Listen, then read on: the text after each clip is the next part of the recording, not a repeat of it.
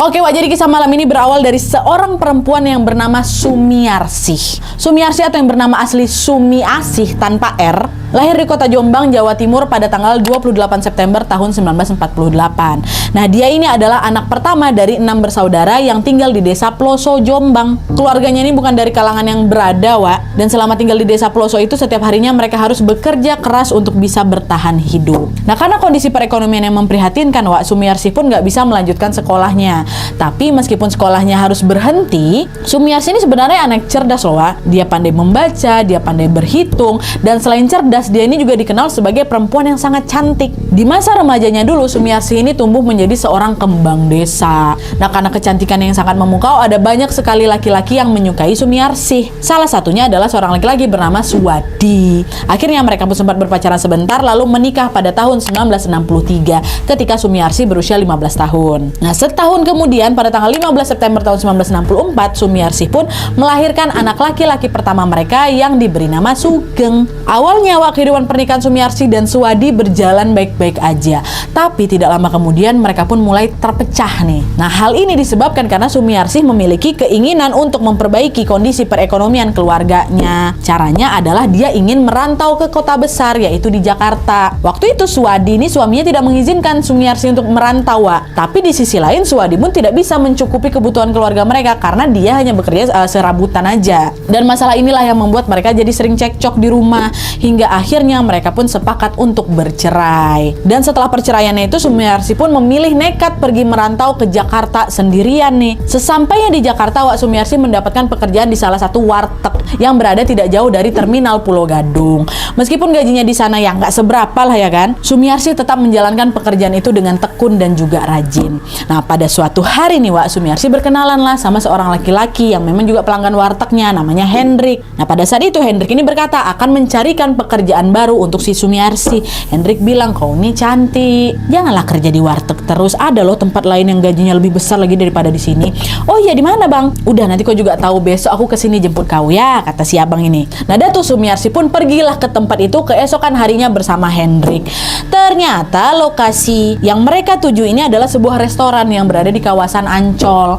Tapi sebenarnya itu tuh bukan restoran sungguhan, Wak. Dalam waktu singkat Sumiarsih langsung tahu, oh ini nih klub hiburan malam nih. Dah tuh kan singkat cerita, di klub itu pun Sumiarsih bekerja sebagai pelayan atau waiters. Dan di tempat itu juga lah Sumiarsih memperhatikan ada banyak sekali perempuan-perempuan cantik berpakaian terbuka yang dipajang tuh di etalase. Dan perempuan-perempuan itu bertugas untuk menemani tamu-tamu yang datang. Nah, di situ mereka disebut sebagai hostess. Nah, beberapa saat setelah bekerja sebagai pelayan di sana, kecantikan Sumiarsih ini pun ternyata membuat Mami atau bosnya di klub itu merasa terpukau, Wak. Dengan segera Mami pun langsung mengangkat Sumiarsih untuk menjadi hostess dengan gaji yang lebih besar. Dan supaya keberadaan Sumiarsih ini lebih menjual, Mami pun mengubah namanya dari Sumiarsih menjadi Rose. Ya, dah Sumiarsih pun menerima pekerjaan itu nih, jadi hostess. Dan tanpa terasa Sumiarsih pun telah bekerja di Jakarta selama 4 tahun, Wak.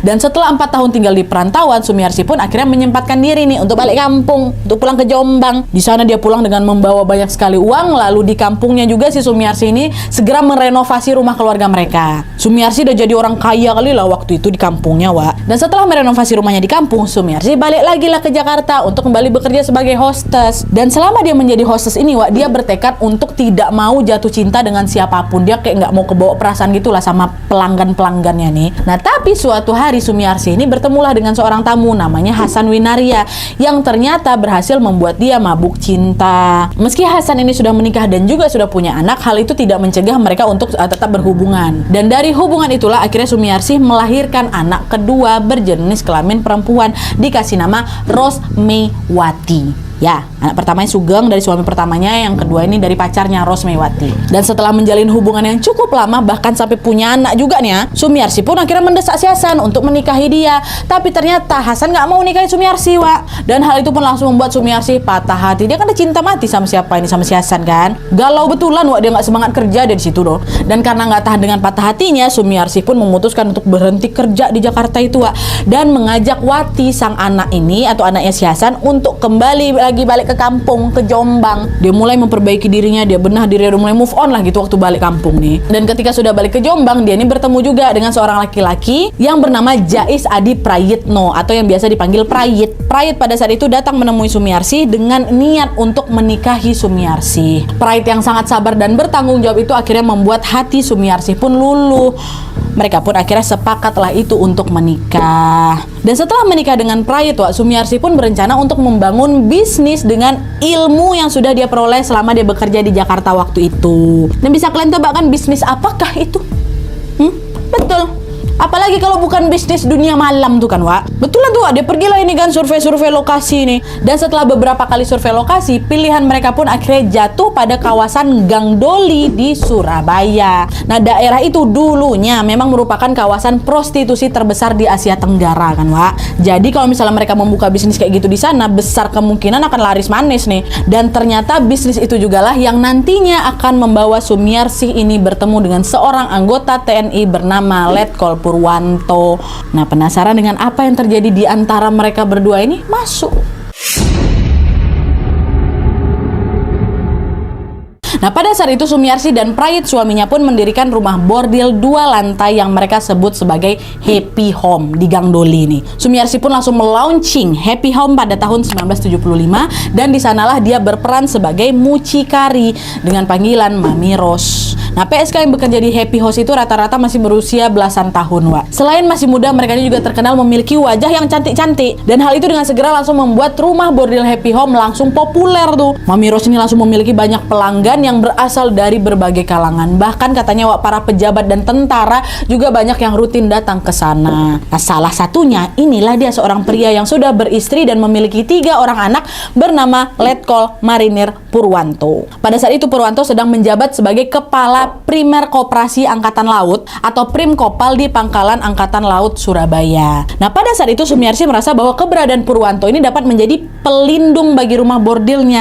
Namanya juga bisnis haram kan, Wak. Pasti rentan kali kena razia kan. Nah, adanya Purwanto ini membuat si Sumiarsi ini merasa bisnisnya memiliki backingan yang kuat seorang tentara. Nah, karena Purwanto ini sering berkunjung ke Happy Home, lama-kelamaan mereka pun jadi akrab nih Sumiarsi sama Pak Purwanto. Sampailah pada suatu hari Purwanto ini pernah berkata ke Sumiarsi, "Mi, kalau aku buka usaha